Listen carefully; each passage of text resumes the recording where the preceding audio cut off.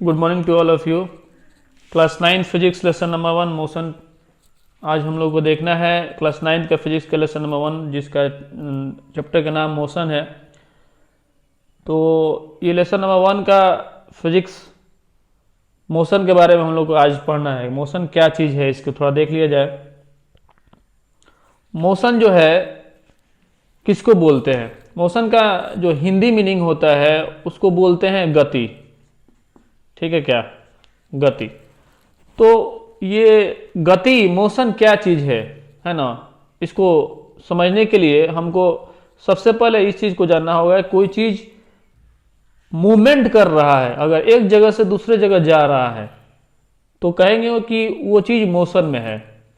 कोई चीज़ के अंदर मूवमेंट हो रहा है, वो अपने पोजीशन को चेंज कर रहा है तो कहेंगे वो मोशन में है, otherwise it is in rest. तो अगर हम बोलें उसको डेफिनेशन के तौर पे कि मोशन किसको बोलते हैं तो बोलेंगे एनीथिंग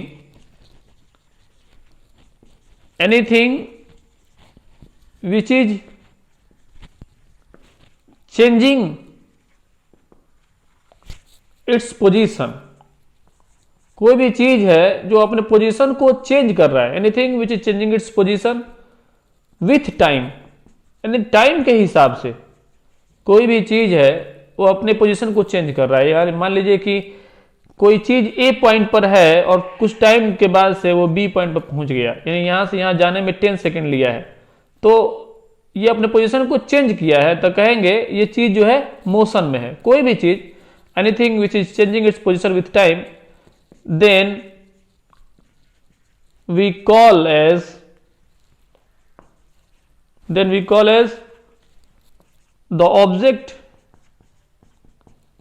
is in motion। ठीक है क्या? तो कोई भी चीज है जो अपने पोजीशन को चेंज कर रहा है टाइम के हिसाब से, जाहिर सी बात है कि कोई भी चीज अगर एक जगह से दूसरी जगह जाता है तो कुछ तो टाइम वो लेगा ही, चाहे वो 1 सेकंड का हजारवां भाग ही क्यों ना हो, है ना, या बहुत ज्यादा टाइम क्यों ना हो, स्पीड ऑफ लाइट जो है के बराबर क्यों ना हो, है ना। वो स्पीड ऑफ लाइट जो है कितना टाइम लेता है आने में हमारे अर्थ पर, वो टाइम क्यों ना हो। यानी कि लाइट जो सन से चलता है और वो पहुंचता है हमारे अर्थ पर, तो उस लाइट ने भी अपने पोजीशन को चेंज किया है तो बोलेंगे कि लाइट के अंदर मोशन हुआ है। ठीक है। तो कोई भी चीज है अगर अपने पोजीशन को चेंज करता है with time then we say that the object is in motion. मान लीजिए कि कोई ऑब्जेक्ट है, बस है, वो बस एक जगह से दूसरे जगह जा रहा है, यह डायरेक्ट एविडेंस हमारे पास मौजूद है कि हम देखते हैं कि एक जगह हम यहां खड़े हैं और ये बस यहां से ए पॉइंट से बी पॉइंट तक पहुंच जाती है और जाने में कुछ समय लेती है, टाइम लेती है, तो कहते हैं कि ये बस मोशन में है।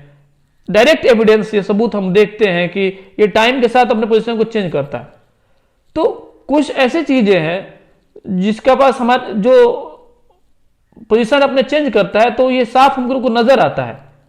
कुछ ऐसी भी चीज है जो कि पोजीशन को चेंज करता है तो हमको नजर नहीं आता है, जैसे हवा का बहना। तो हवा जब बहता है तो हम नहीं देख पाते, बस जब चलती है एक जगह से दूसरी जगह तो हम देख पाते हैं, तो ये हमारा डायरेक्ट एविडेंस है।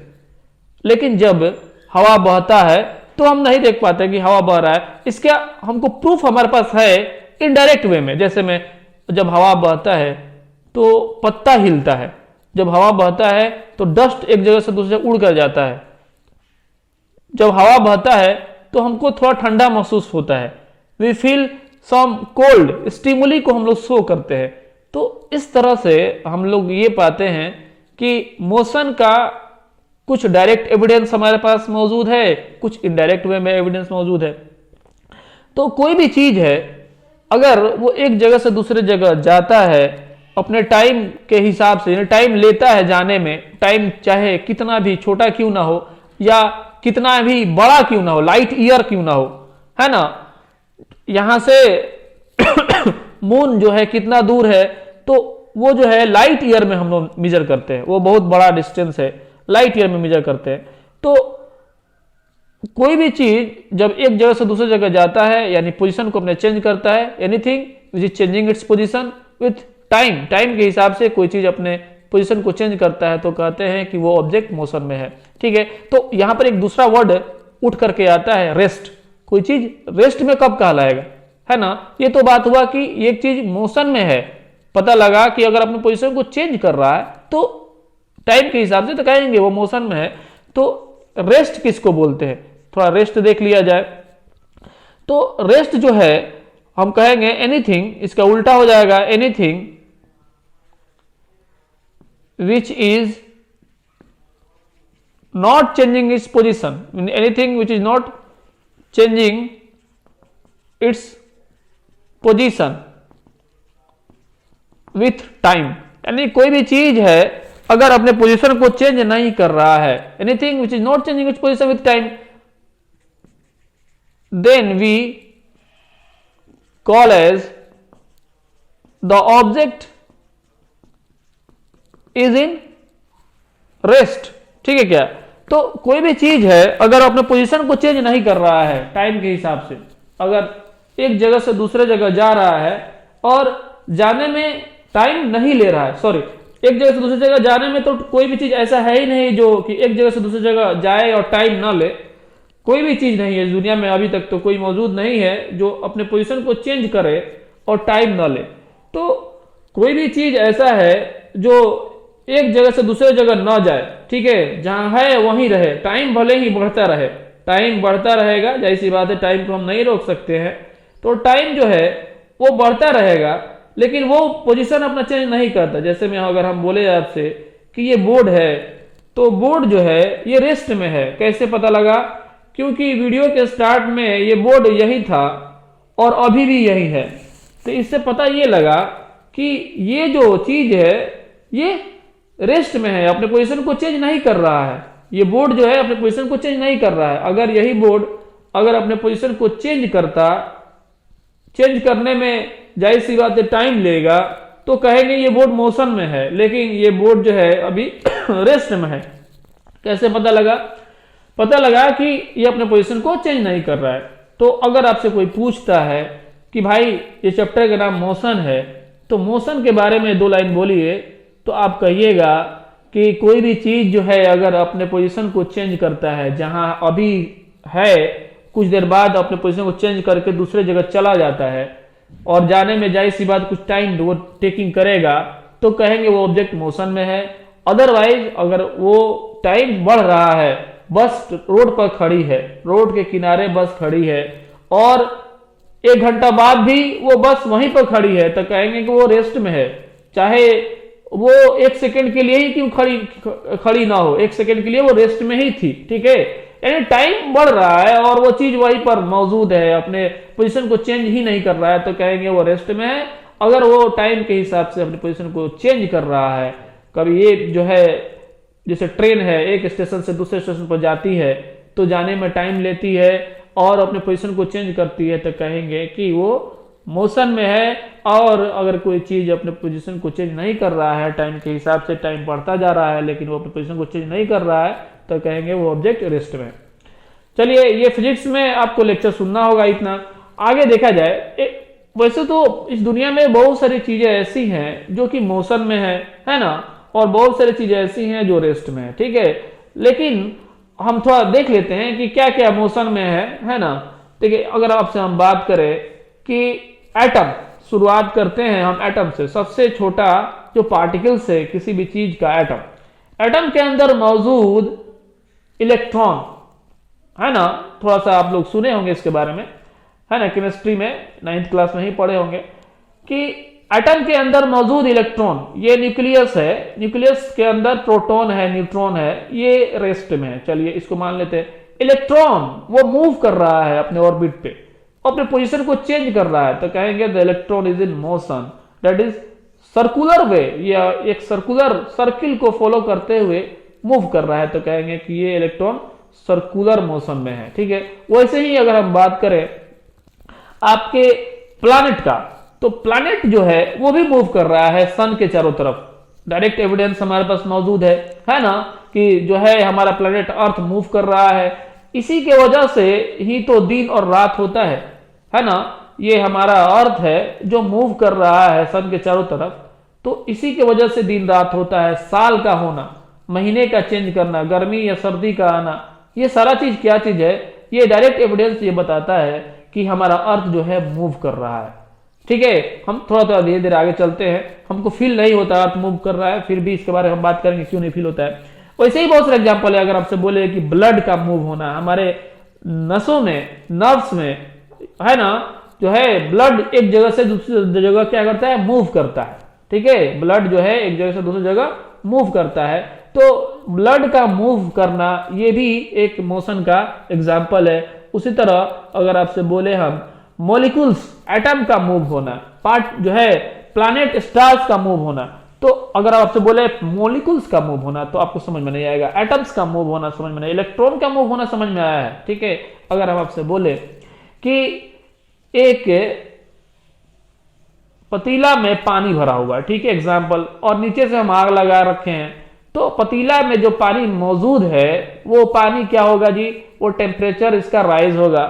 जब इसका टेम्परेचर राइज होगा, क्योंकि नीचे से इसको हीट एनर्जी मिल रहा है, हीट एनर्जी पा करके इसका टेम्परेचर राइज होगा, और इसके अंदर मौजूद वाटर H2O मॉलिक्यूल्स के रूप में है ना, तो क्या होगा, इन दोनों के बीच में, इसमें H2O और H2O के बीच में जो बॉन्डिंग फोर्स लगा हुआ है, जिसको पकड़ के रखा हुआ लिक्विड फॉर्म में है, वो धीरे धीरे कमजोर होगा और ब्रेक होगा, और धीरे धीरे ये भाप में बन करके ऊपर की तरफ उठेगा। यानी कि ये लिक्विड था और लिक्विड से अब गैस में कन्वर्ट हो गया है, और गैस बन करके ऊपर की तरफ बढ़ रहा है, वो मोशन में है। ये H2O पार्टिकल्स, H2O का मॉलिक्यूल्स अब वो वेपर फॉर्म में आ चुका है। तो कहेंगे यहां पर क्या चीज कि मॉलिक्यूल्स मोशन में है। ठीक है, उसी तरह आपसे बोले हम कि हमारे पास ऑक्सीजन का सिलेंडर है, तो ऑक्सीजन का सिलेंडर के अंदर बहुत सारा क्या चीज है, सिर्फ ऑक्सीजन ही तो है और कुछ तो है नहीं। तो ऑक्सीजन का सिलेंडर में से ऑक्सीजन एक जगह से दूसरी जगह मूव कर रहा है, तो वहां पर क्या होगा, एटम का जो है, एटम ऑक्सीजन का एटम है वहां पे, तो एटम मूव कर रहा है। या हाइड्रोजन का हमारे पास गैस है, हाइड्रोजन का गैस मूव कर रहा है, तो इसके अंदर हाइड्रोजन का एटम है, तो हाइड्रोजन मूव कर रहा है। तो वैसा बहुत सारे एग्जाम्पल है इस दुनिया में मौजूद है जो कि मोशन में है।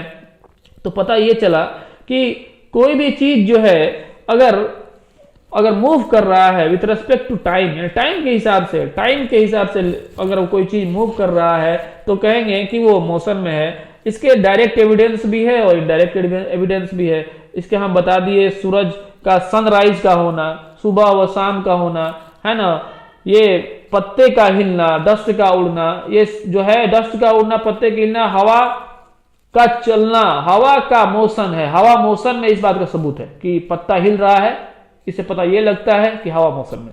सूरज जो है सुबह में उगता है, सनराइज होता है, तो इसका मतलब ये नहीं सूरज जो है वो मूव कर रहा है, बल्कि अर्थ हमारा मूव करता है, इसलिए हमको सुबह में सूरज हमको निकलते हुए नजर आता है ना। साल का होना, 365 दिन 6 घंटा, है ना, एक साल का होना, तो जैसी बात है अर्थ सन के चारों तरफ मूव कर रहा है, तो साल का होना, है ना, सर्दी या गर्मी का होना, ये सारा चीज इस बात का सबूत है कि हमारा अर्थ जो है वो मोशन में है। ठीक है, तो अब थोड़ा देखा जाए, कुछ बातें ऐसे भी है कि मोशन तो समझ में आ गया कि कोई भी चीज अगर अपने पोजीशन को चेंज कर रहा है तो वो मोशन में है, और कोई भी चीज अगर पोजीशन को चेंज नहीं कर रहा है तो मोशन में नहीं है। इसके कई एग्जांपल भी हम बता दिए कि कैसे कैसे जो है कोई चीज जो है डायरेक्ट एविडेंस में है कि हाँ पता चलता है कि ये मोशन में है। अगर बस एक जगह से दूसरे जगह जाती है और हम देख रहे हैं, तो देख रहे सबूत है हमारे पास कि बस ने अपने पोजीशन को चेंज करके एक जगह से दूसरी जगह गया, तो बस जो है मोशन में है। अब इनडायरेक्ट एविडेंस में ये है कि हवा चल रहा है लेकिन पता नहीं लग रहा है भाई कि हवा, हम दिख नहीं पा रहे हैं कि हवा कैसे मूव कर रहा है, लेकिन इतना जरूर पता है कि पत्ता हिल रहा है, डस्ट एक जगह से दूसरी जगह उड़ कर जा रहा है ना, हमको ठंडा फील हो रहा है। तो इस बात से हम देखें कि अब कह सकते हैं कि हवा मौसम है। ठीक है, ये बात हो गया। अब चलते हैं थोड़ा कि कोई चीज ऐसा है कि एक आदमी के लिए वो मौसम में हो सकता है और दूसरे आदमी के लिए वो मौसम में नहीं हो सकता है। ठीक है, इसको समझना है ना। अगर एक आदमी बोलता है कि बस मूव कर रहा है, ठीक है, तो दूसरा आदमी बोल सकता है नहीं बस रेस्ट में है। ठीक है, तो इसको समझना है कि ये कैसे हो रहा है। एग्जाम्पल के तौर पर अगर हम बात करें कि ये बस है, ठीक है, मान लीजिए ये बस है और इस बस में जो है 2 आदमी बैठे हैं। ठीक है, इस बस में 2 आदमी बैठे है ना, 2 आदमी बैठे हुए हैं और ये बस इधर की तरफ मूव कर रही है। ठीक है, ये बस जो है इधर की तरफ मूव कर रही है, 2 आदमी बैठे हुए हैं और आप जो है यहां खड़े हैं, एग्जाम्पल आप जो है यहां खड़े हैं, और इसमें जो ये बैठे हुए हैं ये इनका नाम राम है, इनका नाम श्याम है, ठीक है। और यहां पर एक क्या है, ट्री है, ठीक है, ये ट्री है। तो क्या होता है कि अब देखिए क्या यहां पर हो रहा है, ये आप खड़े हैं, आप खड़े हैं तो आपको लग रहा है, ठीक है, कि ये जो बस है ना राइट साइड में मूव कर रहा है, ठीक है, क्या आपको लग रहा है, आप ये कह रहे हैं कि आपका स्टेटमेंट ये है कि the bus is moving towards right side, ठीक है क्या। तो आपको लग रहा है, आपका कहना यह है कि ये बस जो है राइट साइड में मूव कर रहा है, ठीक है।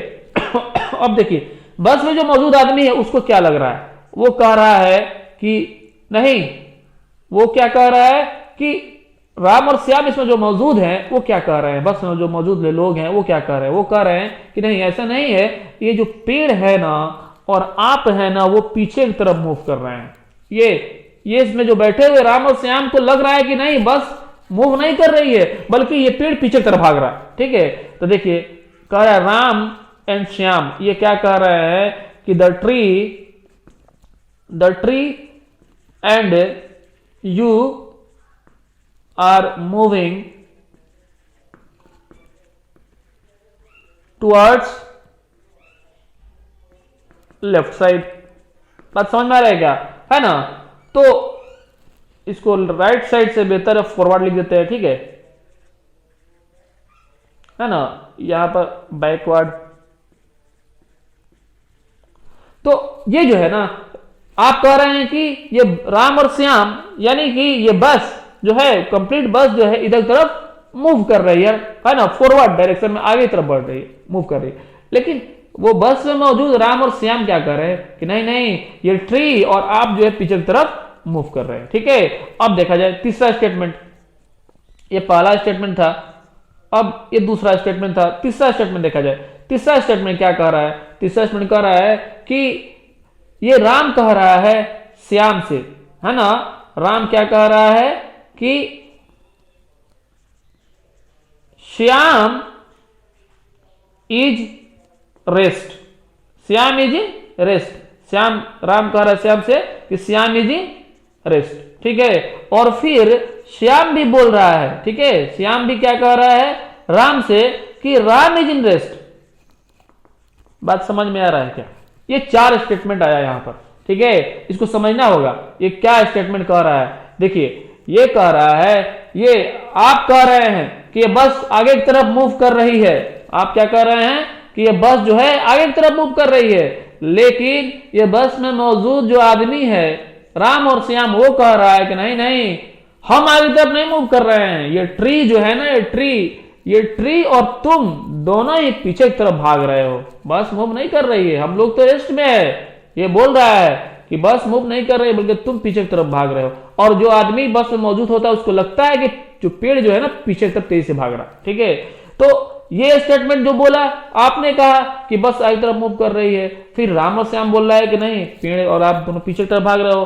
फिर राम को लग रहा है कि श्याम देखो तुम रेस्ट में हो, और श्याम को लग रहा है कि राम तुम भी रेस्ट में हो। अब किसका बात माने, यहां पर कंफ्यूजन हो गया। कैसे पता करें कि कौन रेस्ट में है कौन मोशन में है। तो इसको पता करने के लिए एक वर्ड आया रिफरेंस फ्रेम। पूरा लेक्चर को सही से सुनिएगा तो समझ में आएगा, ठीक है। तो इसमें ये वर्ड जो आया रेफरेंस फ्रेम, ये रेफरेंस फ्रेम क्या चीज है, ये किस चीज के बारे में बता रहा है, ठीक है। तो इसको समझना है। तो इसको देखिए क्या कह रहा है कि ये जो बस है ना ये एक अलग रेफरेंस फ्रेम है, और ये जो जमीन है बस अलग रेफरेंस फ्रेम, जो पूरा का पूरा रेफरेंस फ्रेम आगे तरफ बढ़ रहा है, ठीक है। और इस जमीन पर ट्री है और इसी अर्थ के ऊपर आप है, तो अर्थ एक अलग रेफरेंस फ्रेम हो गया और बस एक अलग रेफरेंस फ्रेम हो गया। तो जो रेफरेंस फ्रेम में जो लोग हैं वो अलग हैं, यानी कि अगर ये एक अलग रेफरेंस फ्रेम है, ये एक जमीन एक अलग रेफरेंस फ्रेम है, तो जमीन पर मौजूद हर एक चीज एक दूसरे के रेस्पेक्ट में रेस्ट में लगेगा भाई, ठीक है। उसी तरह बस एक अलग रेफरेंस फ्रेम है, तो बस जो रेफरेंस फ्रेम है उस बस में मौजूद हर एक चीज एक दूसरे के रेस्पेक्ट में रेस्ट में लगेगा। यानी कि अब देखिए, जमीन जो है अर्थ, वो अर्थ एक अलग रेफरेंस फ्रेम होने की वजह से ये पेड़ जो है ना आपके रेस्पेक्ट में रेस्ट में है। बात सही है कि नहीं? अगर पांचवा स्टेटमेंट लिखे तो आप कहिएगा, क्या कहिएगा कि the tree is in rest, कहिएगा ना the tree is in rest, है ना, कि द ट्री जो है रेस्ट में है। तो जो एक अलग रेफरेंस फ्रेम होता है उसमें मौजूद हर एक चीज एक दूसरे के रेस्पेक्ट में रेस्ट में हो जाता है। ठीक है। अब देखिए, अगर हम आपसे पूछते हैं कि अर्थ पे मौजूद ये ट्री और आप दोनों ही रेस्ट में है, बात सही है, आप कह रहे हैं ट्री रेस्ट में है ना, आप कह रहे हैं कि जमीन पर मौजूद हर एक चीज रेस्ट में है ना, और ये बस एक अलग रेफरेंस फ्रेम हो गया, है कि नहीं? ये बस जो कह रहा है बस में मौजूद हर एक लोग एक दूसरे के रेस्पेक्ट में रेस्ट में है। ये जो है, राम को श्याम भागते हुए नजर आएगा क्या? नहीं। जिस सीट पर श्याम बैठा था आधा घंटा बाद भी, 10 मिनट बाद भी, 1 सेकंड बाद भी वो वहीं पर बैठा रहेगा। तो राम के लिए ये श्याम रेस्ट में है और श्याम के लिए राम भी रेस्ट में है, लेकिन राम और श्याम के लिए आप रेस्ट में नहीं है। आप कैसे रेस्ट में नहीं है? क्योंकि ये अलग रेफरेंस फ्रेम है और आप अलग रेफरेंस फ्रेम में है। तो सबका स्टेटमेंट ट्रू है, फॉल्स नहीं, किसी का नहीं है। सबका स्टेटमेंट ट्रू है, अलग अलग रेफरेंस फ्रेम है। अगर आपसे पूछते हैं कि आप बोल रहे हैं कि हम रेस्ट में है, ट्री भी रेस्ट में है, क्योंकि एक अलग रेफरेंस फ्रेम अर्थ पर हम लोग मौजूद है। फिर अगर आपसे पूछते हैं होल अर्थ क्या रेस्ट में है, तो पता लगेगा नहीं, होल अर्थ रेस्ट में नहीं है, वो तो अर्थ मूव कर रहा है सन के रेस्पेक्ट में। बात समझ में आ रहा है क्या? ठीक है, ये जो अर्थ मूव कर रहा है सन के रेस्पेक्ट में, तो होल अर्थ एक अलग रेफरेंस फ्रेम हो गया और सन एक अलग रेफरेंस फ्रेम हो गया। तो जब सन के रेस्पेक्ट में हम बात करेंगे अर्थ के लिए, कंप्लीट अर्थ के लिए, तो अर्थ उस समय रेस्ट में नहीं है, अर्थ उस समय मोशन में है। लेकिन आप तो कह रहे हैं कि हम रेस्ट में है, ट्री भी रेस्ट में है। अब अगर पूछा जाए ये ट्री रेस्ट में है सन के रेस्पेक्ट में, तो कहिएगा नहीं ट्री मोशन में है सन के रेस्पेक्ट में, क्योंकि कंप्लीट अर्थ मोशन में है सन के रेस्पेक्ट में। अर्थ में मौजूद ट्री है तो ट्री भी मोशन में है। अब ये बस जो है मोशन में था और अर्थ भी मोशन में है सन के रेस्पेक्ट में, तो बस भी मोशन में हो गया सन के रेस्पेक्ट में। तो किसके रेस्पेक्ट में देखना है, ये बात यहां पर समझ में आया क्या, है ना? अगर हम आपसे पूछते हैं एग्जाम्पल के तौर पे कि आपका स्कूल किधर को है, ठीक है, आप अब अपने स्कूल के बारे में बताइए कि स्कूल आपका किधर है, ठीक है क्या, आपका स्कूल किधर है? तो आप कहिएगा कि जो मेरा स्कूल है ना, my school is 100 meters towards north from the railway station. बात समझ आ रहा है क्या? तो रेलवे स्टेशन के रेफरेंस फ्रेम में, रेलवे स्टेशन के रेस्पेक्ट में, सॉरी रेफरेंस फ्रेम नहीं, वहां पर रेस्पेक्ट में बात करिएगा ना, रेलवे स्टेशन के रेस्पेक्ट में आप अपने स्कूल के बारे में एड्रेस बता रहे हैं। My school is 100 meter towards north from the railway station. Railway station से 100 मीटर के डिस्टेंस पे मौजूद है हमारा स्कूल। तो एक आपको सेंटर ओरिजिन मानना पड़ा कि रेलवे स्टेशन एक ओरिजिन है, उसके रेस्पेक्ट में हम बात कर रहे हैं। उसी तरह कुछ बातें हैं कि ये जो रेफरेंस फ्रेम है, तो रेफरेंस फ्रेम एक रेस्पेक्ट देता है कि किसके रेस्पेक्ट में आप बातें कर रहे हैं। ये बस मोशन में है तो किसके रेस्पेक्ट में मोशन में है?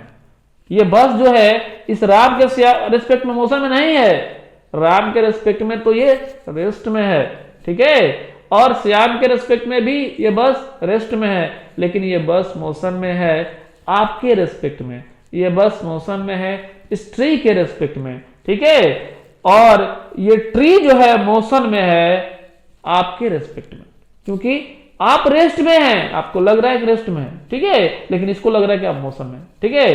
तो अब थोड़ा देखा जाए, एक ओवरऑल बातें अगर करें, है ना, शॉर्टकट समझने के लिए कि कैसे किसको हम मान ले कि वो रेस्ट में है कि मोशन में है, तो एक लाइन हम बोलते हैं उसको समझा जाए।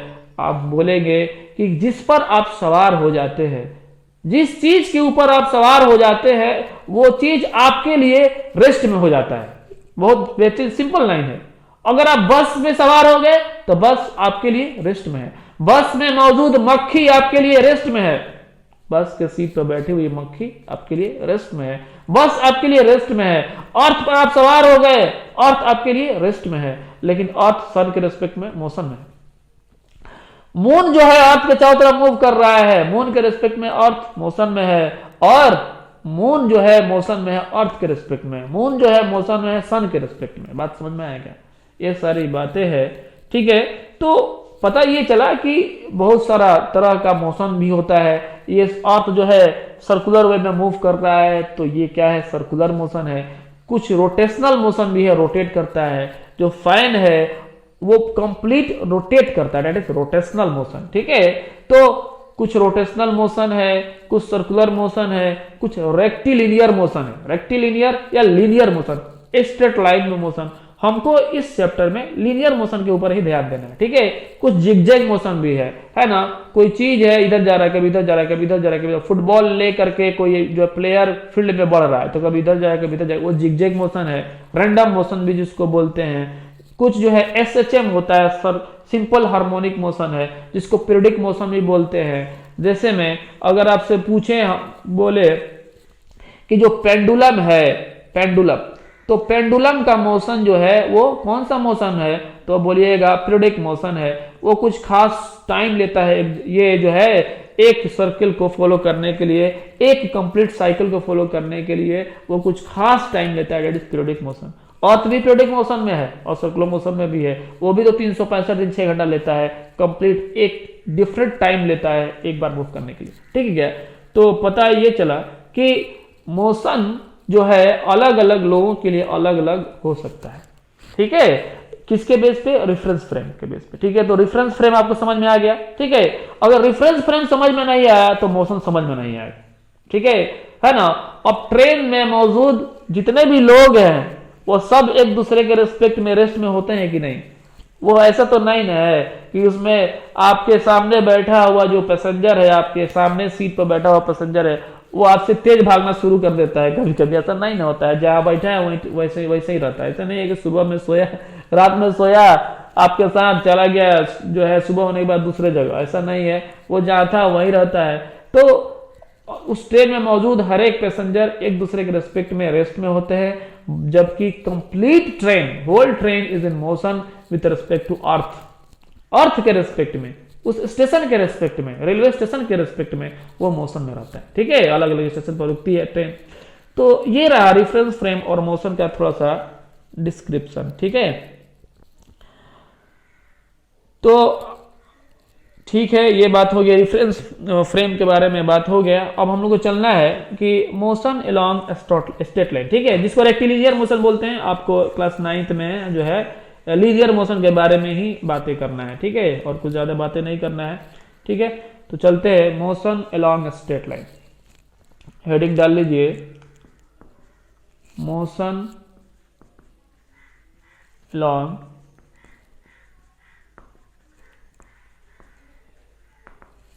स्ट्रेट लाइन, ठीक है। देखा जाए स्ट्रेट लाइन में मोशन का मतलब क्या हुआ कि कोई भी चीज जो मूव करेगा वो सिंपली एक स्ट्रेट लाइन में ही मूव करेगा, तो कहेंगे कि वो रेक्टिलिनियर मोशन है, ठीक है। एक एग्जांपल से आपको समझाते हैं, ठीक है। ये ओरिजिन है, ठीक है, ये 0, ये 5, ये 10, 15, 20, 25, 30, 35, 40, 45, 50, 55, 60, ठीक है। देखिए अगर आपसे बोलते हैं हम कि कोई ऑब्जेक्ट है, ठीक है, कोई ऑब्जेक्ट है, मान लीजिए कोई बस है, वो जो है आपको स्ट्रेट लाइन में मूव कर रहा है, ठीक है। एक बस है जो स्ट्रेट लाइन में मूव कर रही है, और वो क्या होता है कि वो ओरिजिन इसका ये है ना, यहां से चलना शुरू करती है वो बस, ठीक है। वो बस जो यहां चलना शुरू करती है, जब शुरू करती है तो जाहिर सी बात उसने डिस्टेंस कितना अभी तय किया है, जो शुरू की है वो 0 डिस्टेंस को तय किया, अभी स्टार्ट भी नहीं हुई है, वहां पर है अभी, ठीक है, रेस्ट में है। अब यहां से चलना शुरू करती है बस, ठीक है। हम स्ट्रेट लाइन मोशन के बारे में बात करना जा रहे हैं, रेक्टिलिनियर मोशन जिसको बोल रहे हैं, है ना। लीनियर मोशन के बारे में हम बताने की कोशिश कर रहे हैं, ठीक है। 0 अभी उसका डिस्टेंस तय हुआ है, यहां शुरू करते चलना। वो जाती है बस कहां से कहां, ये ओ है ना, ओरिजिन। ओ से जाती है कहां पर, डायरेक्ट ओ से कहां जाती है, सबसे पहले ओ से सी जाती है, ठीक है, ओ से सी जाती है, ठीक है।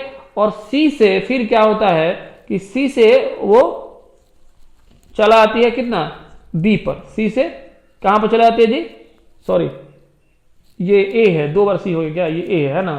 ओ से जो है चलती है वो बस, ठीक है, और ए पॉइंट पर जाती है, ठीक है। और ओ ए से फिर जो है सी पॉइंट पर चले आती है, ठीक है। बी से होते हुए लौट करके ए से फिर सी पर चला आती है। अब इसको समझने की कोशिश कीजिए। हम आपसे पूछते हैं कि ये बस जो है ओरिजिन इसका ये है, ओ पॉइंट है, ओ पॉइंट से वो चलना शुरू करती है और वो ए पॉइंट पर जाती है, ठीक है। तो ये मीटर में दिया हुआ है, ये जो भी चीज दिया हुआ है वो किलोमीटर में दिया हुआ है, ठीक है। तो ये 5 किलोमीटर, 10 किलोमीटर, 15 किलोमीटर, इस तरह से 60 किलोमीटर है, ठीक है। तो अगर आपसे पूछते हैं हम कि ओ पॉइंट से चलना शुरू करती है बस और ए पॉइंट पर जाती है तो कितना डिस्टेंस को तय की है, तो आप बोलिएगा कि 5, 10, 15, 20, 25, ये 60 किलोमीटर डिस्टेंस को तय करती है जब वो ओ से ए जाती है, ठीक है। ओ से ए जाती है तो कितना डिस्टेंस को तय करती है, तो आप बोलिएगा 60 किलोमीटर डिस्टेंस को वो तय करेगी। फिर वो ए से बी होते हुए सी पर चले आती है। तो अगर आपसे पूछे हम डायरेक्ट जो है कि ए से सी कितना डिस्टेंस को तय की है, तो आप बोलिएगा कि ये रहा 10, ये 20, 30 और ये हो गया 35, है ना। 35 किलोमीटर डिस्टेंस को तय की है, ठीक है। पहले वो बस ओ से ए गई, फिर ए से सी आई है, बी होते हुए आई है, ठीक है, उसी रास्ते को फॉलो करते हुए आई है। तो अगर आपसे पूछते हैं कि ओ से ए कितना डिस्टेंस को वो बस तय की है, तो आप कहिएगा कि 60 किलोमीटर।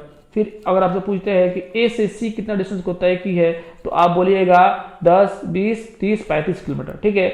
अगर आपसे पूछते हैं हम कि टोटल डिस्टेंस को वो कितना तय की है, टोटल डिस्टेंस, ठीक है क्या, टोटल डिस्टेंस को वो कितना तय की है, तो आप कहिएगा कि टोटल डिस्टेंस का मतलब क्या हुआ, तो हम आपसे बोलेंगे कि टोटल डिस्टेंस का मतलब क्या हुआ, ओ से डायरेक्ट सी तक के बारे में बताइए। यानी ओ से गई ए पर फिर सी पर आई, यानी ओ से सी तक वो कितना डिस्टेंस को तय की है, तो आप बोलिएगा कि ये ओ से ए गई तो 60 किलोमीटर और फिर ए से जब सी आई तो 35 किलोमीटर, तो 60 और 30 90 95 95 किलोमीटर डिस्टेंस को तय की है।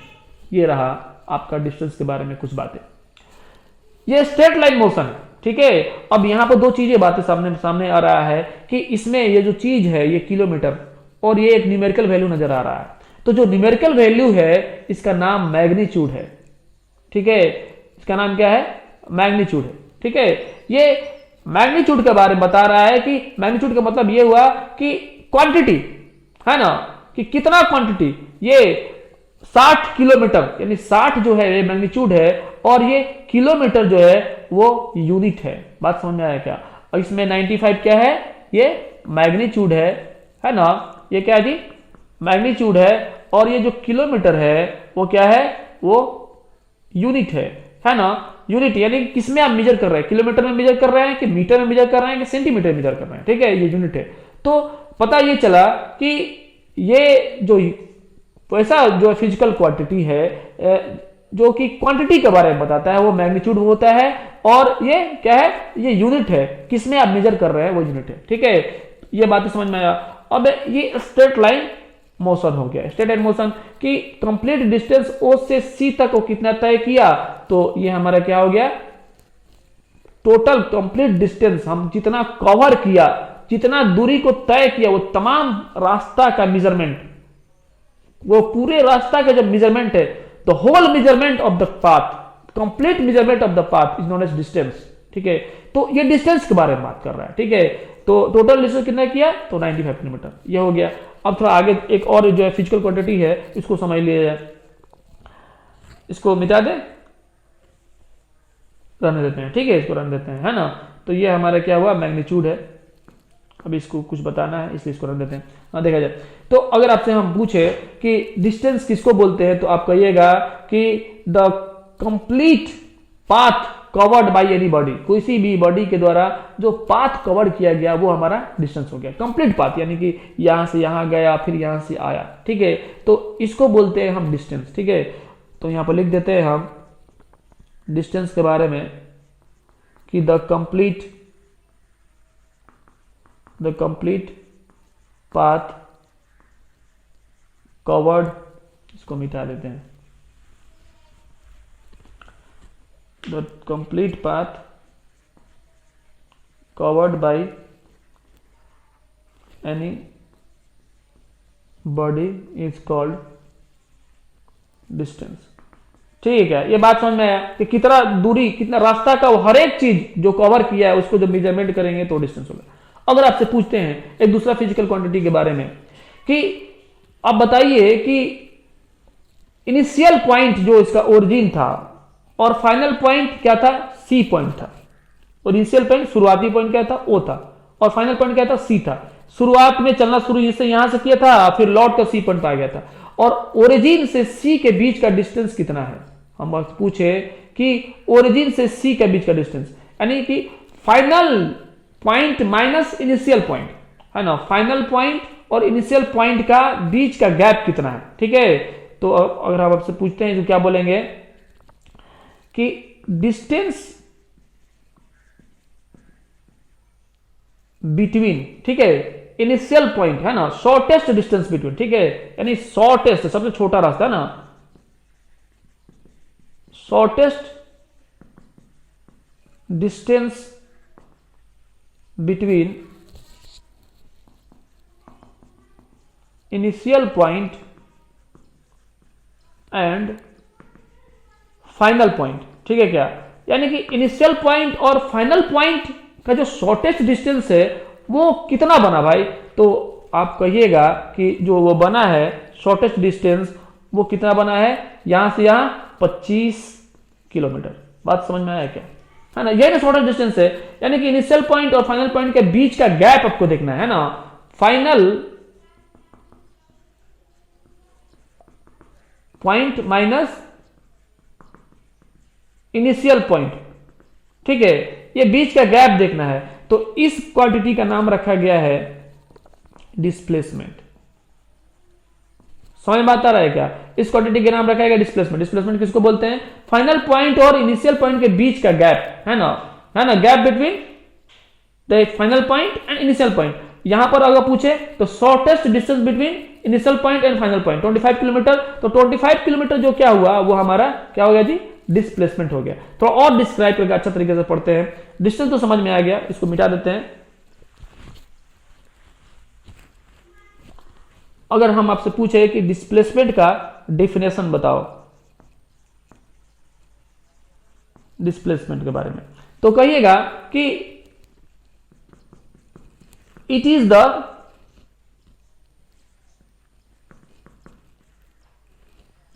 द शॉर्टेस्ट distance between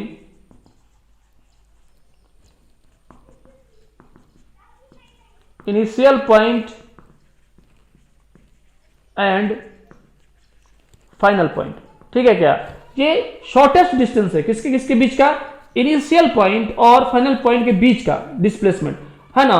तो और इसके बारे में और आगे भी हम लोग देखेंगे कि डिस्प्लेसमेंट कैसा क्वांटिटी है, फिजिकल क्वांटिटी, स्केलर है, वेक्टर है, क्या चीज है, इसके बारे में बात करेंगे। लेकिन फिलहाल अगर हम आपसे पूछें कि डिस्प्लेसमेंट यहां पर ओ से लेकर सी तक हुआ है, यानी पहले कोई बॉडी था वो यहां से ए गया फिर ए से सी आया, तो डिस्प्लेसमेंट कितना बना उसका, तो क्या बोलिएगा, उसका डिस्प्लेसमेंट कितना हुआ, 25 किलोमीटर, है ना, फ्रॉम ओ टू सी। बात समझ में आ रहा है क्या, फ्रॉम ओ टू सी, है ना, ओ से लेकर सी तक का डिस्प्लेसमेंट कितना बना जी, तो 25 किलोमीटर, है ना। लेकिन वही अगर आपसे पूछे कि ओ से लेकर सी तक डिस्टेंस कितना बना था, है ना, ये स्ट्रेट लाइन मोशन के बारे में बात हो रहा है, डिस्प्लेसमेंट कितना बना था, तो आप कहिएगा कि ओ से लेकर सी तक का डिस्प्लेसमेंट डिस्टेंस कितना बना था, इससे पीछे वाला जो हम निकाले थे डिस्टेंस कितना बना था, तो आप कहिएगा कि डिस्टेंस जो बना था वो ओ से लेकर सी तक के बारे में बात हुआ है, तो पहले 60 किलोमीटर, फिर 35,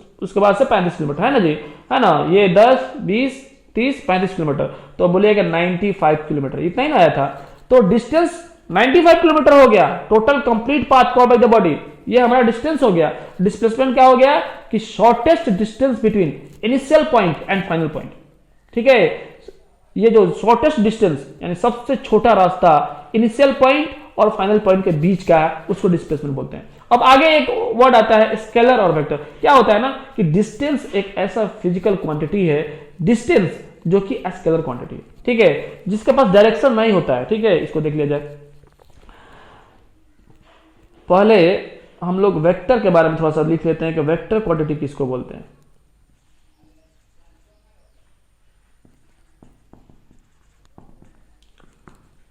The physical quantity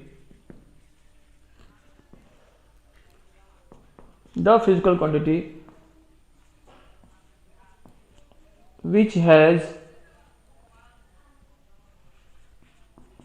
both magnitude as well as direction is called vector quantity. बात समझ में आ रहा है क्या?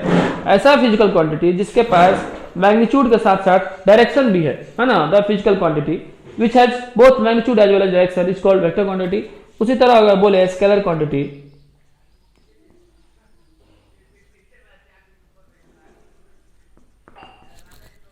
तो कहेंगे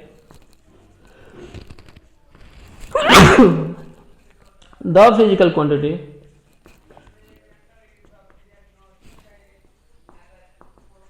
which has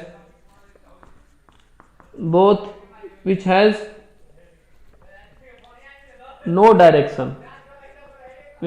direction, only magnitude, इसके पास सिर्फ मैग्नीट्यूड होगा, only magnitude is called scalar quantity. बात समझ में आ रहा है? अब देखिए कोई दो बातें यहां पर आया, उसके बाद से हम डिस्टेंस और डिस्प्लेसमेंट पर चलते हैं फिर से कि डिस्टेंस स्केलर है कि वेक्टर है। पहले इसको समझ लिया जाए, वेक्टर क्वांटिटी स्केलर क्वांटिटी किसको बोलते हैं। वेक्टर क्वांटिटी ऐसा फिजिकल क्वांटिटी होता है जिसके पास मैग्नीट्यूड होता है और डायरेक्शन दोनों होता है, ठीक है। अगर आपसे पूछते हैं इसके एग्जांपल बताइए, तो इसका एग्जांपल क्या हो जाएगा, the bus is moving towards north with 10 kilometre पर सेकेंड, है ना। अगर इसका एग्जांपल अगर बोला जाए तो कहिएगा कि जो बस जो है मूव कर रही है ना, इसको लिख लिए, इसको मिटा देते हैं फिर लिखते हैं। वेक्टर क्वांटिटी का अगर एग्जांपल अगर लिखे हम, वेक्टर क्वांटिटी का एग्जांपल लिखें तो कहेंगे कि the bus is moving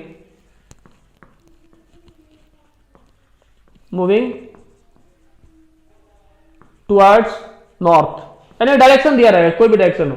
the bus is moving towards north with 10 kilometer with 10 meter per second, ठीक है। तो ये 10 मीटर पर सेकेंड है ना, इसका जो मैग्नीट्यूड है वो मैग्नीट्यूड क्या बना, मैग्नीट्यूड बना 10 मीटर पर सेकेंड, और डायरेक्शन क्या बना, डायरेक्शन यहां पर हो गया क्या चीज, टुवर्ड्स नॉर्थ, है ना, टुवर्ड्स नॉर्थ, ठीक है। लेकिन अगर दूसरा एग्जांपल लेते हैं स्केलर क्वांटिटी वाला, तो स्केलर क्वांटिटी में क्या है कि सिर्फ बोल देगा द बस इज मूविंग, सिर्फ बोल देगा the bus is moving with 10 meter per second, बस। इसमें कुछ बातें नहीं करेगा कि डायरेक्शन किधर है, ठीक है। तो इसके पास सिर्फ मैग्नीट्यूड है, क्या मैग्नीट्यूड है, 10 मीटर पर सेकेंड। समझ में आता है क्या? तो ये रहा हमारे पास वेक्टर क्वांटिटी और स्केलर क्वांटिटी का कुछ डेफिनेशन, ठीक है। वेक्टर क्वांटिटी जिसके पास मैग्नीट्यूड और डायरेक्शन दोनों है, एग्जांपल हम बता दिए कि मैग्नीट्यूड इस एग्जांपल में मैग्नीट्यूड क्या चीज है, इस एग्जांपल में मैग्नीट्यूड है हमारे पास कि बस मूव कर रहा है, मैग्नीट्यूड 10 मीटर पर सेकंड से, है ना। ये न्यूमेरिकल वैल्यू मैग्नीट्यूड कहलाता है, हम बता दिए पहले ही, न्यूमेरिकल वैल्यू मैग्नीट्यूड कहलाता है, और डायरेक्शन बताइए टुवर्ड्स नॉर्थ, ठीक है। लेकिन दूसरा एग्जांपल में बस मूव कर रहा है 10 मीटर पर सेकंड से, लेकिन डायरेक्शन के बारे में कोई जिक्र नहीं है, तो ये स्केलर क्वांटिटी के बारे में बात कर रहा है। ठीक है, चलिए आगे हम चेक करेंगे स्पीड और वेलोसिटी के बारे में। पहले हम डिस्टेंस और डिस्प्लेसमेंट के बारे में बात करने लगे। तो अब अगर आपसे पूछते हैं कि डिस्टेंस क्या चीज है, थोड़ा देखा जाए तो डिस्टेंस जो है वो एक स्केलर क्वांटिटी है भाई। ठीक है, क्या डिस्टेंस क्या है? स्केलर क्वांटिटी है। डिस्टेंस क्या है जी? स्केलर क्वांटिटी है। ठीक है, और जो डिस्प्लेसमेंट है, डिस्प्लेसमेंट है ना, वो डिस्प्लेसमेंट क्या है? वो डिस्प्लेसमेंट हमारे पास ये वेक्टर क्वांटिटी है। अब कैसे है इसके बारे में बात कर रहे हैं हम। डिस्टेंस स्केलर क्वांटिटी है, इसके बाद सिर्फ मैग्नीट्यूड होता है। एग्जांपल अगर बात करें हम कि 10 मीटर, ठीक है, 5 किलोमीटर, ये इसका एग्जांपल हो गया। लेकिन इसका एग्जांपल अगर बात करेंगे डिस्प्लेसमेंट का, तो अब बोलेंगे 10 मीटर, यहां पर डायरेक्शन देना पड़ेगा टुवर्ड्स ईस्ट या टुवर्ड्स वेस्ट, जो भी हो, है ना। 5 किलोमीटर, तो यहां पर डायरेक्शन देना पड़ेगा क्या चीज? टुवर्ड्स वेस्ट या टुवर्ड्स नॉर्थ। ठीक है, जो भी हो, डायरेक्शन के बारे में बात करना पड़ेगा। अब थोड़ा देखा जाए एक दूसरा एग्जांपल से, तो अभी हम लोग देख लिए कि डिस्टेंस जो है स्केलर है और डिस्प्लेसमेंट जो है वो वेक्टर क्वांटिटी है। और डिस्टेंस किसको बोलते हैं, डिस्प्लेसमेंट किसको बोलते हैं? थोड़ा एक एग्जांपल देते हैं हम। क्वेश्चन है, समझ लीजिए, ये एक आदमी है, वो इस तरह का पाथ को फॉलो करता है।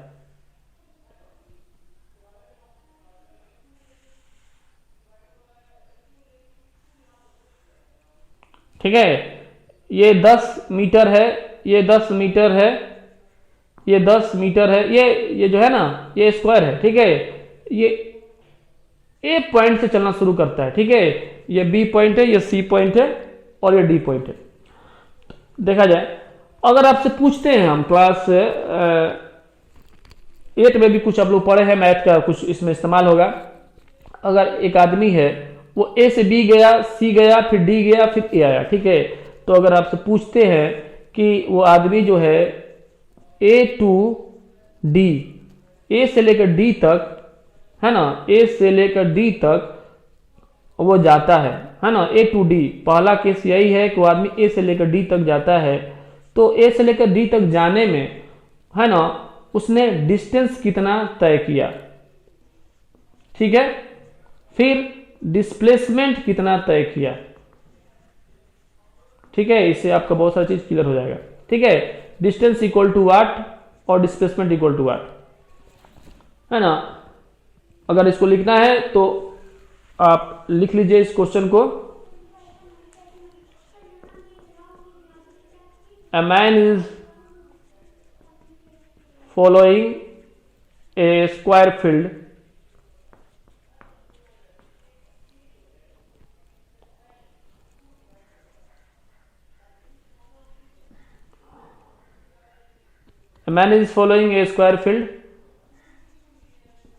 having side 10 meter. ठीक है, तो एक आदमी है जो कि स्क्वायर फील्ड को फॉलो कर रहा है ना, जिसका साइड जो है 10 मीटर दिया हुआ है ना। तो क्वेश्चन ये बोल रहा है कि फाइंड, फिर बोल रहा है क्वेश्चन में यहां पर कि फाइंड, है ना, यहां लिख देते हैं फाइंड। तो फाइंड में पहला ये है कि ए से डी तक गया तो डिस्टेंस कितना तय किया और डिस्प्लेसमेंट तय किया। ये क्वेश्चन समझ में आया क्या? एक आदमी है जो ए से शुरू करता है चलना जी। ठीक है, ऐसे जाता है, ऐसे जाता है, ऐसे जाता है और ऐसे जाता है। ठीक है, ए से डी तक जाता है, ए तक डायरेक्ट नहीं जाता है। ठीक है, ए से लेकर डी तक ही जाता है सिर्फ, है ना। ए से गया और ये डी पॉइंट पर पहुंच गया। तो जब डी पॉइंट पर पहुंचा है तो उस समय उसने कितना डिस्टेंस को तय किया। फिर ये बोल रहा है कि ए से लेकर जब डी तक पहुंचे डिस्प्लेसमेंट को कितना तय किया। तो हम आपसे पूछते हैं डिस्टेंस किसको बोलते हैं? तो कहिएगा डिस्टेंस की कंप्लीट पाथ का जो मेजरमेंट है, वो रास्ता, उस तमाम रास्ता का जो मेजरमेंट है, वो कितना रास्ता तय किया, उस तमाम रास्ता का जो मेजरमेंट है वही उसका डिस्टेंस है। तो उसने कितना डिस्टेंस तय किया जी? वो गया है पहले ए से बी तक, है ना, यानी कि A B plus B C, है ना, प्लस सी डी, है ना जी। ये डिस्टेंस को उसने तय किया है। तो कितना बना? ये 10 प्लस 10 प्लस 10, यानी कि 30 मीटर का डिस्टेंस को उसने तय किया है। ठीक है, अगर आपसे पूछेंगे कि डिस्प्लेसमेंट कितना तय किया है, ठीक है, डिस्प्लेसमेंट कितना तय किया, तो आप कहिएगा कि जो डिस्प्लेसमेंट उसने तय किया है वो कितना है। तो डिस्प्लेसमेंट होता क्या है? डिस्प्लेसमेंट होता है कि shortest distance between initial point and final point, है ना, यही होता है shortest distance between initial and final point. यहां लिख दे shortest distance between initial and final point. ठीक है, फाइनल पॉइंट और इनिशियल पॉइंट के बीच का जो सबसे शॉर्टेस्ट रास्ता है, तो आपसे पूछते हैं स्क्वायर में स्ट्रेट लाइन होता है, तो दो पॉइंट के बीच का सबसे शॉर्टेस्ट रास्ता क्या होगा भाई? तो स्ट्रेट लाइन से ही होगा। तो ये एडी जो हुआ इसका सबसे शॉर्टेस्ट रास्ता बना, यानी कि डिस्प्लेसमेंट कितना हुआ जी? तो डिस्प्लेसमेंट हो गया एडी, यानी कि 10 मीटर। ठीक है, अब थोड़ा देखा जाए कि डिस्प्लेसमेंट एक वेक्टर क्वांटिटी है, सिर्फ इतना कहने से काम नहीं चलेगा। ठीक है, इसका डायरेक्शन को पता करना पड़ता है। तो इसका डायरेक्शन कहां से कहां होता है? डायरेक्शन डिस्प्लेसमेंट का जो है होता है from initial to final point. ठीक है, डिस्प्लेसमेंट का डायरेक्शन किधर होता है?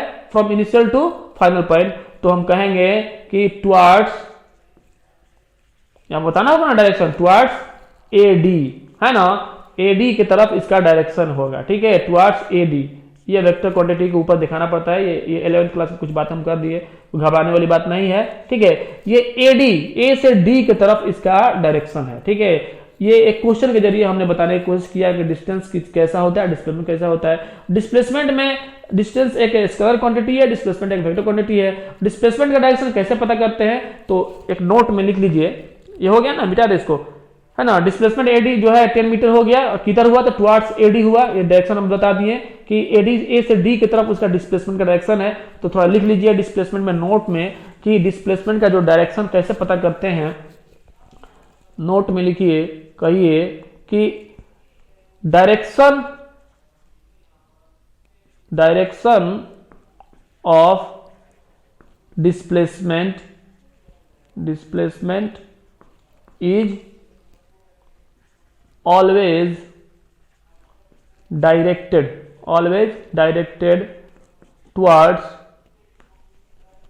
directed from initial to final point. बात समझ में आ रहा है क्या?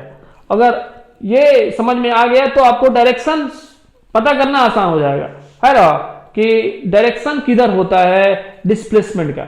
डिस्टेंस तो स्केलर क्वांटिटी है, distance is a scalar quantity, it does not have any type of direction, it's have only magnitude, है ना। लेकिन डिस्प्लेसमेंट एक वेक्टर क्वांटिटी है, तो डिस्प्लेसमेंट का मैग्नीट्यूड पता करना आसान था, हम बता दिए कि ये शॉर्टेस्ट डिस्टेंस है, लेकिन उसका डायरेक्शन किधर होगा? तो डायरेक्शन पता करने के लिए हम लोग क्या जानते हैं जी? डायरेक्शन पता करने के लिए इनिशियल टू फाइनल पॉइंट, ये ए पॉइंट था, ये बी था, ये सी था, ये डी था, ये चलना शुरू किया था यहां से, फिर यहां को गया, फिर यहां को गया, और यहां पर रुक गया। तो डिस्टेंस का कोई डायरेक्शन नहीं होता है ना, डिस्टेंस का कोई डायरेक्शन नहीं होता है। तो डिस्टेंस कितना बना था?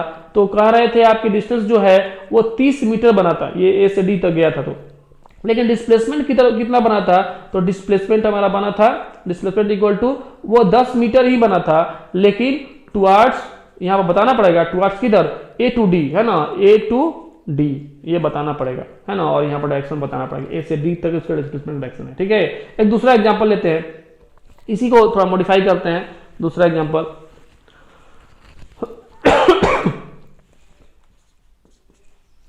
बोला है कि ए man is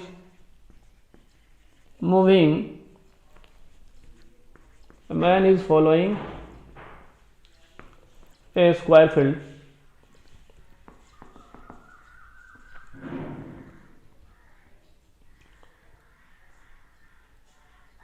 as the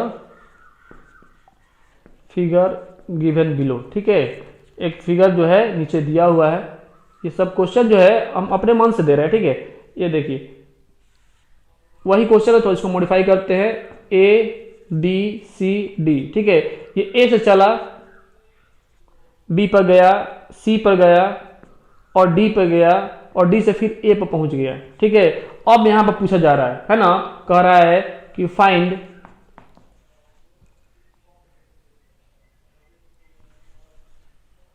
find बोल रहा है डिस्टेंस, फाइंड डिस्टेंस, है ना। इसका इनिशियल पॉइंट जो है ए से चला है और ए तक पहुंच गया, ठीक है। फिर से फाइंड डिस्टेंस, फिर बोल रहा है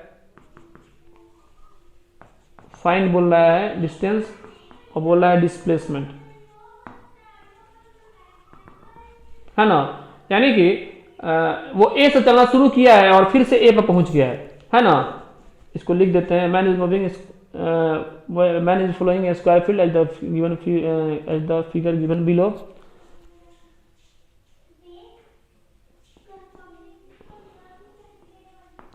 इनिशियल पॉइंट इसका क्या है जी, ए है, और फाइनल पॉइंट इसका क्या है, वो भी ए है। बात को समझिएगा, ये क्वेश्चन है, ये सब क्वेश्चन का भाग है, ठीक है।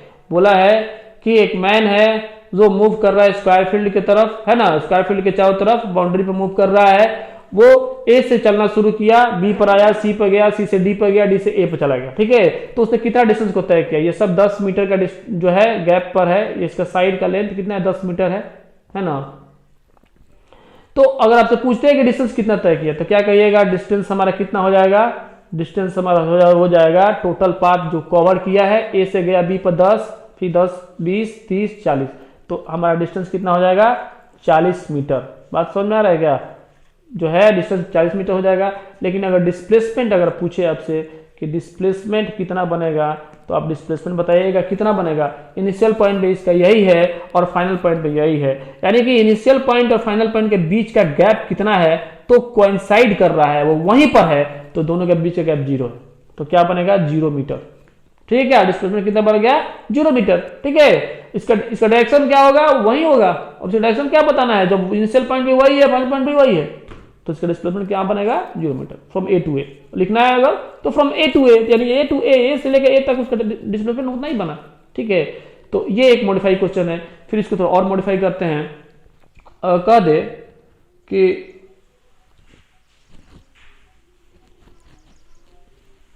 अगर ऐसे कह दे कि ए मैन इज मूविंग, ये तीसरा क्वेश्चन है, नोट कर लीजिएगा। A man is moving, man is following a square field as the figure given below, है ना। वो बोले कि ए से सी तक गया, ठीक है, ए से सी तक गया। अगर पूछे कि फ्रॉम ए टू सी, है ना, यानी कि इस point from A to C में आपको बताना है, from A to C find distance and displacement, ठीक है क्या। अगर आपसे पूछते हैं कि एक आदमी है जो मूव कर रहा है स्क्वायर फील्ड पर, आप अगर पढ़ रहे हैं इसको, तो आप कलम कॉपी लेकर बैठा कीजिए, ठीक है।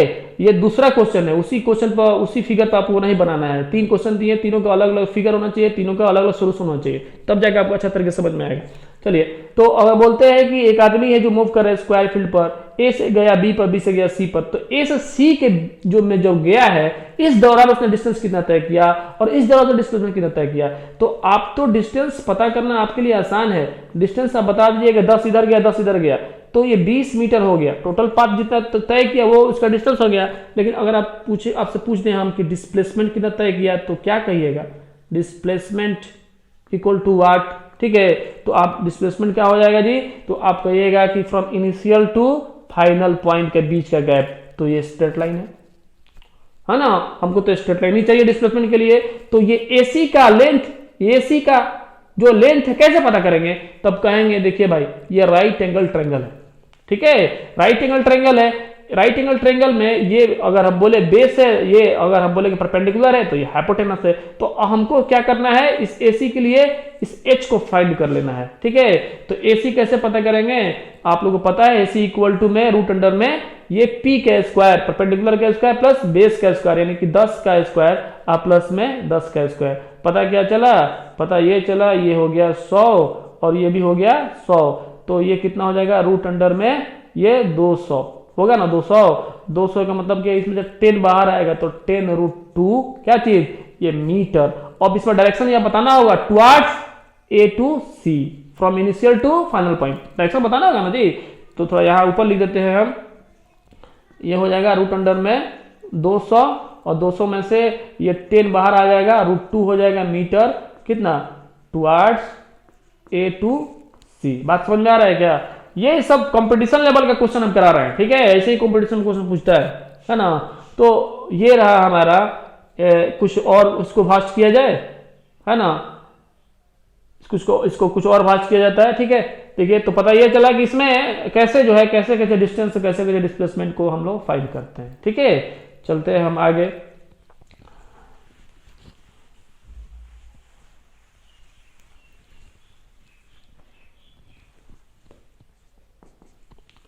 एक आदमी है जो कि सर्कुलर पाथ को फॉलो कर रहा है, ठीक है। एक आदमी जो है वो सर्कुलर पाथ को फॉलो कर रहा है, ये है circular path,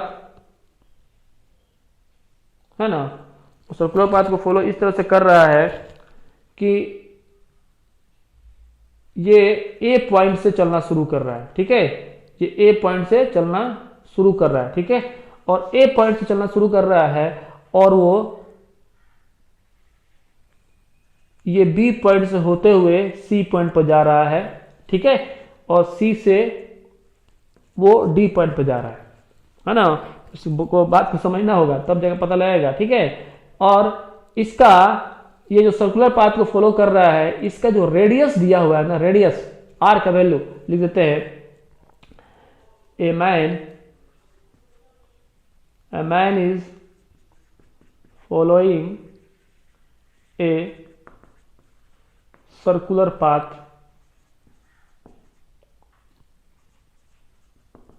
having radius 7 meter, ठीक है। having a man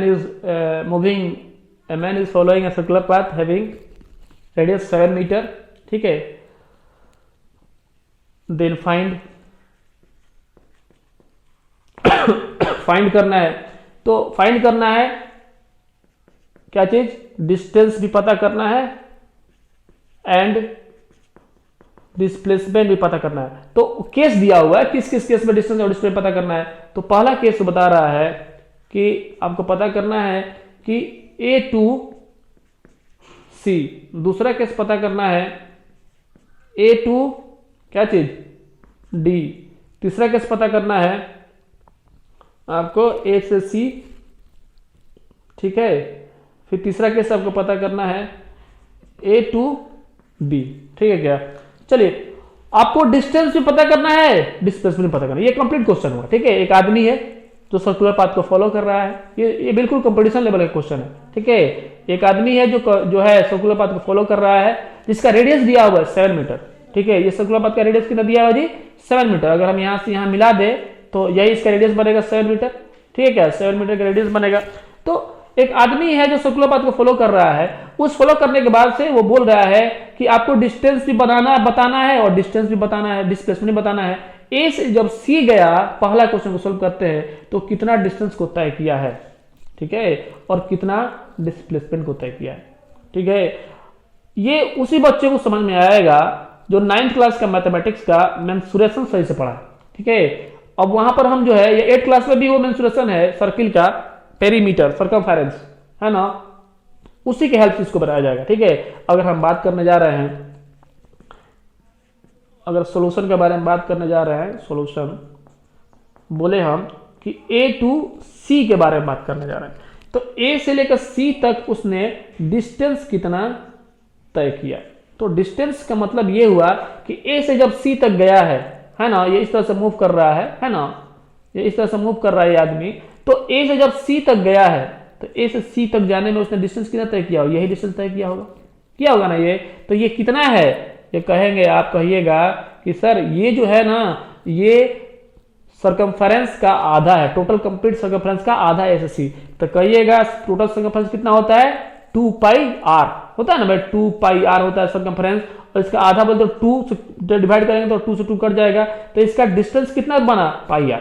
क्या डिस्टेंस बना जी, पाई r, लिख देते हैं, कंफ्यूज होने की जरूरत नहीं है, 2 से जब डिवाइड करेंगे तो हो जाएगा पाई आर। ठीक है, तो इसने डिस्टेंस कितना तय किया जी ए से सी में, तो पाई इक्वल टू 22/7, और रेडियस कितना है इसका, रेडियस खुद 7 है, तो ये 7 से 7 खत्म हो गया, यानी कि 22 मीटर का डिस्टेंस को उसने तय किया है। समझ में बात आ रहा है क्या, कितना डिस्टेंस को तय किया है, 22 मीटर के डिस्टेंस को तय किया है ए से सी जाने में।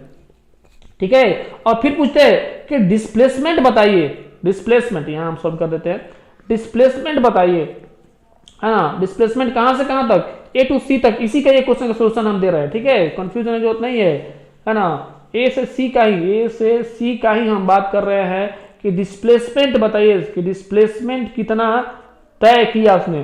तो आप कहिएगा कि जो शॉर्टेस्ट डिस्टेंस है ए से सी के बीच का, सबसे छोटा गैप जो है ए से सी का, वही डिस्प्लेसमेंट है।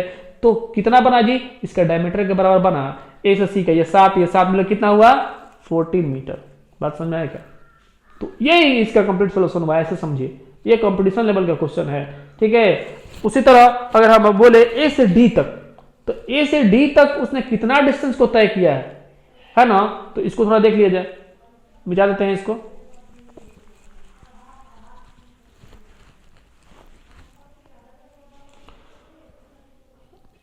ये जो है ना आमने सामने है, ये फिगर में बात कहा है ना, following figure, given following figure बोला है इसमें, है ना,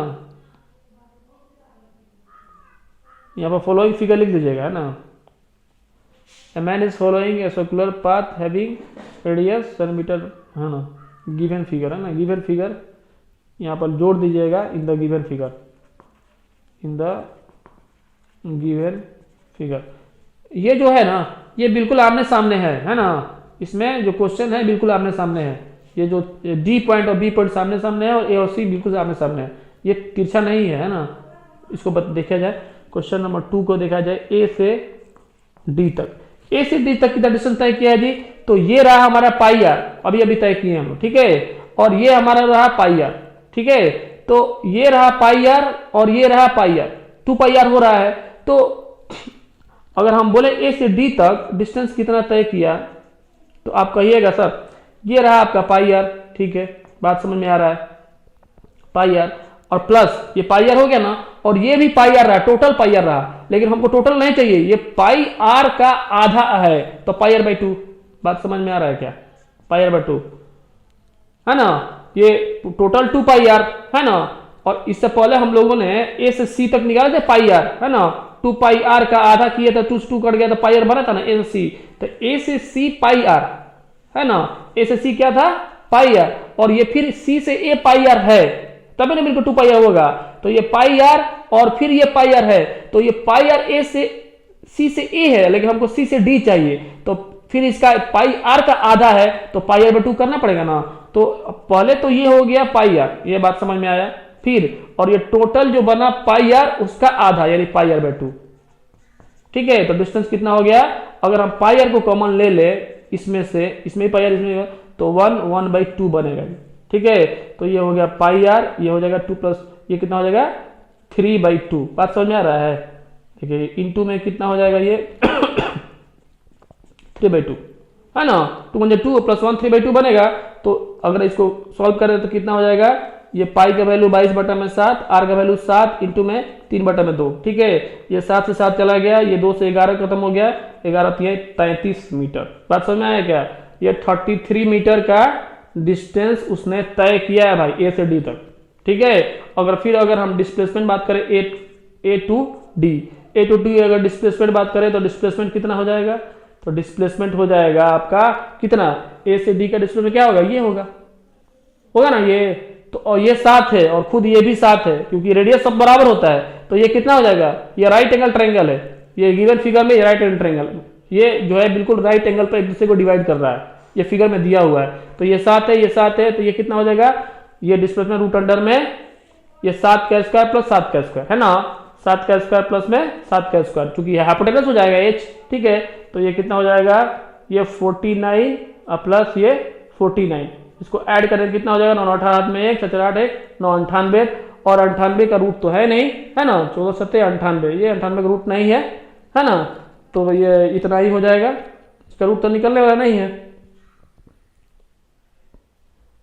इसका रूट निकलने वाला है क्या, इसको देखा जाए, 2 × 7 × 7 है ना, तो 7 दूनी 14, 7 98, तो 7 बाहर आ गया, यानी 7√2 सेंटीमीटर। ठीक है, इसको सही सॉल्व कर देते हैं। यहाँ पर ये 2 × में 7 × में 7 है ना, 2 7 14, 7 98, तो ये कितना हो गया, 7 बाहर आ गया और 7√2 है ना, 7√2 बना क्या चीज, ये मीटर में है ना, तो मीटर। ठीक है, ये इसका डिस्प्लेसमेंट हो गया। और ये टुवार्ड्स किधर हो जाएगा भाई, डायरेक्शन लिखना जरूरी है, क्योंकि डिस्प्लेसमेंट का डायरेक्शन लिखना जरूरी है, फ्रॉम ए टू डी, क्योंकि इनिशियल से फाइनल पॉइंट की तरफ डायरेक्शन होता है डिस्प्लेसमेंट का, ये बार बार हम बोल रहे हैं, from A to B, towards A to D. Displacement लिखने के समय आपको डायरेक्शन बताना जरूरी है, डिस्टेंस लिखने के समय डायरेक्शन की कोई जरूरत नहीं है, डायरेक्शन होता ही नहीं है। ठीक है, तो इसका कंप्लीट सोल्यूशन हुआ। ठीक है, फिर आगे देखते हैं a to b, a to b. ठीक है, ए टू बी वैसे ही है जिस तरह से ये है ना, a to b. A to b का मतलब क्या हुआ, ए से लेकर के बी तक, तो ए से लेकर बी तक वो कितना डिस्टेंस तय किया जी, तो टोटल 2πr है, ये पूरा टोटल 2πr है, और ये πr है, तो πr का आधा πr/2। ठीक है, तो अगर लिखते हैं a to b, a to b में अगर हम बोले कि डिस्टेंस कितना तय किया भाई, तो डिस्टेंस आप बताइएगा, ए से बी यानी कि ये पूरा πr है, यहां से लेके ए से सी तक πr है ना, और फिर सी से ए तक πr, तो मिलकर टोटल 2πr, लेकिन हमको ए से सी तक πr का भी आधा लेना पड़ेगा, तो πr/2। ठीक है, यानी कि 22/7 इंटू में r के वैल्यू 7 है ना, इंटू में 1/2। बात समझ आ रहा है क्या, 22/7। ठीक है, पाई का वैल्यू और r की वैल्यू 7 और इंटू में 1/2, ये चला गया 11 और ये खत्म हो गया, यानी 11 मीटर डिस्टेंस। उसी तरह अगर आप आपसे बोले कि डिस्प्लेसमेंट कितना बना है ना, ये सब जरूरी है, ये न्यूमेरिकल क्वेश्चन बहुत जरूरी है ना। विदाउट न्यूमेरिकल क्वेश्चन के आप डिस्टेंस डिस्प्लेसमेंट को समझ नहीं पा सकते, सिर्फ डिफिनेशन रटने से थोड़े होगा है ना। डिस्टेंस और डिस्प्लेसमेंट को आपको समझना है, तो अगर आप सोचे कि सिर्फ जो है डेफिनेशन रट ले और समझ ले, तो ये मुमकिन नहीं है ना। आप बस एग्जाम में पास कर सकते हैं, अच्छा स्टूडेंट नहीं बन सकते हैं। अच्छा स्टूडेंट बनने के लिए आपको न्यूमेरिकल पर पूरा ध्यान देना होगा। ठीक है, हम तो एक एक न्यूमेरिकल कराएंगे आपके एनसीईआरटी बुक में जो भी दिया हुआ है ना। डिस्प्लेसमेंट को देखा जाए, डिस्प्लेसमेंट कितना है, तो ए से बी तक ये डिस्प्लेसमेंट है ना, और ये बात हम लोग पता कर लिए कि ए से बी तक ये डिस्प्लेसमेंट यही है, और इसका ये इनिशियल पॉइंट है, फाइनल पॉइंट ये है, ए से बी तक गया है, तो टुवार्ड्स ए टू बी हो गया। लेकिन कितना है, तो ये 7 है और ये 7 है ना, तो कितना बनेगा, यही h हो जाएगा, ये राइट एंगल ट्रायंगल हो जाएगा, तो रूट अंडर में कितना हो जाएगा जी, ये 7 का स्क्वायर प्लस में ये 7 का स्क्वायर कितना हो जाएगा ये, तो ये हो जाएगा आपका 49 प्लस में 49, यानी कि ये कितना होगा 18 4 8 1 9। ठीक है, तो ये उसी तरह हो जाएगा 14 7 98 है ना, 2 इंटू में 7 इंटू में 7। ठीक है, यानी कि अगर आपसे बोले तो कहिएगा कि 7 तो बाहर आएगा लेकिन 2 बाहर नहीं आएगा, ये मीटर में हो जाएगा, टुवार्ड्स क्या चीज बोलिए, ए टू बी। ठीक है, ये रहा कंप्लीट सॉल्यूशन। तो हम उम्मीद करते हैं कि आपको मोशन में बहुत कुछ समझ में आया होगा। ठीक है, मोशन में अभी अभी हम लोगों ने क्या क्या देखा उसको थोड़ा सा क्विक रिवीजन हम करा देते हैं। मोशन किसको बोलते हैं, मोशन बोलते हैं कि एनीथिंग, कोई भी चीज अगर वो अपने पोजीशन को चेंज कर रहा है विथ टाइम, टाइम के हिसाब से, टाइम के वजह से, यानी टाइम के हिसाब से अगर अपने पोजीशन को चेंज कर रहा है तो कहेंगे कि वो मोशन में है। अदरवाइज अगर टाइम ऐसे ही गुजर रहा है और बस रोड के किनारे खड़ी है, ट्रेन स्टेशन पर खड़ी है, तो कहेंगे ट्रेन रेस्ट में है, बस रेस्ट में है। अब टाइम तो चल रहा है, टाइम को रोकना मुमकिन नहीं है, टाइम तो चल रहा है, लेकिन वो चीज जो रुका हुआ है और वो अपने पोजीशन को चेंज नहीं कर रहा है, रेस्ट में है। ठीक है, वैसे मोशन कई तरह का होता है, circular motion, rotational motion, linear motion, और वैसे हम लोग को इस बुक में मोशन जो चैप्टर 1 है फिजिक्स का क्लास 9th का, उसमें हमको लीनियर मोशन के बारे में पढ़ना है, यानी स्ट्रेट लाइन मोशन के बारे में पढ़ना है। तो स्ट्रेट लाइन मोशन में हम लोगों ने देखा कि कोई चीज अगर मोशन में है तो जाहिर सी बात है वो कुछ डिस्टेंस को तय कर रहा है। तो motion with direction is called displacement, motion without direction is called distance, यानी कि जो पाथ को कवर कर रहा है, anybody which covered the path with direction, अगर वो रास्ता को तय कर रहा है डायरेक्शन के साथ तो उसको डिस्प्लेसमेंट कहती है। और कोई भी चीज है जो रास्ता को तय कर रहा है विदाउट डायरेक्शन, तो मैंने डायरेक्शन का कोई उसमें इस्तेमाल ही नहीं है, उसमें जिक्र ही नहीं है डायरेक्शन का, तो उसको डिस्टेंस बोलेंगे। और डिस्टेंस और डिस्प्लेसमेंट में सिर्फ इतना ही नहीं है, डिस्टेंस बोलते हैं total path covered by any body, total रास्ता जो तय किया वो डिस्टेंस हो गया, और डिस्प्लेसमेंट बोलते हैं shortest distance between the initial point and final point, initial point और फाइनल पॉइंट के बीच का जो शॉर्टेस्ट डिस्टेंस है वो हमारा डिस्प्लेसमेंट है ना। और final point minus initial point ये भी डिस्प्लेसमेंट को बताता है, और जो है डिस्प्लेसमेंट एक वेक्टर क्वांटिटी है और डिस्टेंस एक स्केलर क्वांटिटी है। डिस्प्लेसमेंट के पास डायरेक्शन होता है, मैग्नीट्यूड के साथ साथ डिस्प्लेसमेंट के पास डायरेक्शन होता है, डिस्टेंस के पास डिस्प्लेसमेंट के पास मैग्नीट्यूड के साथ साथ डायरेक्शन होता है, डिस्टेंस के पास मैग्नीट्यूड होता है डायरेक्शन नहीं होता है। और डिस्प्लेसमेंट और डिस्टेंस से रिलेटेड ये बहुत सारा क्वेश्चन कराया गया है। डिस्टेंस कभी भी जीरो नहीं हो सकता है, इसको लिख लिया जाए, distance can neither be zero, है ना, distance can not be zero, ठीक है। डिस्टेंस जो है नोट में लिख लिया जाए कि जो डिस्टेंस है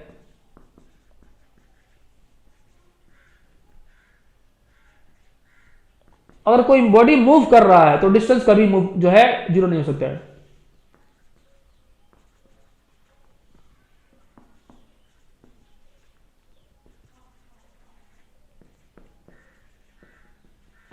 है ना, डिस्टेंस कभी भी जीरो नहीं हो सकता है। लेकिन डिस्प्लेसमेंट जो है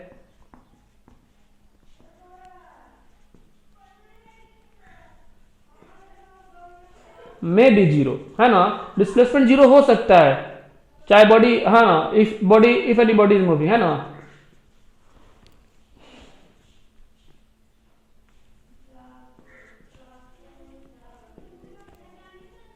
कोई बॉडी मूव किया फिर भी डिस्प्लेसमेंट जीरो हो सकता है, हम बताए नहीं। अगर मान लीजिए कि ये यहां से चला और फिर यहीं पर चला आया, ए पॉइंट से चला, है ना, ये ए पॉइंट से चला और ए पॉइंट में चला है, ए से चला, बी गया, सी गया, डी गया, फिर चला यहाँ पर, तो डिस्प्लेसमेंट जीरो हो गया, लेकिन डिस्टेंस जीरो नहीं हो सकता है भाई। कुछ भी दूरी तय करेगा उसका डिस्टेंस कुछ ना कुछ बनेगा। मान लीजिए कि ये पॉइंट है, ये ऐसे गया, ऐसे गया, ऐसे ऐसे रोड है, ये यहाँ पर ये ए पॉइंट है और यहाँ पर बी पॉइंट है, तो ए से चला, ए से चलने का मतलब ये भाई ये रास्ता तय किया, ये रास्ता तय किया, तो कुछ रास्ता तय किया होगा, ये इसका डिस्टेंस है। लेकिन डिस्प्लेसमेंट क्या हुआ, डिस्प्लेसमेंट शॉर्टेस्ट डिस्टेंस, तो शॉर्टेस्ट डिस्टेंस कैसे बनेंगे, स्ट्रेट लाइन से बनेंगे from initial to final point, ठीक है। तो ये रहा डिस्टेंस और डिस्प्लेसमेंट का कंप्लीट जो है डिस्क्रिप्शन रहा। डिस्टेंस और डिस्प्लेसमेंट से रिलेटेड बहुत सारे क्वेश्चन भी हम लोगों ने करा दिया, है ना, और बाकी जो है वो नेक्स्ट चैप्टर में, नेक्स्ट वीडियो में देखा जाएगा, ठीक है, ठीक है ना। यानी डिस्प्लेसमेंट के लिए इनिशियल पॉइंट और फाइनल पॉइंट का होना जरूरी है, डिस्प्लेसमेंट के लिए, है ना। डिस्प्लेसमेंट बोलते ही है कि इनिशियल पॉइंट और फाइनल पॉइंट के बीच का गैप, शॉर्टेस्ट डिस्टेंस, है ना। डिस्टेंस के लिए इनिशियल और फाइनल पॉइंट का होना जरूरी नहीं है ना। तो आज के लिए इतना ही, ठीक है, थैंक यू।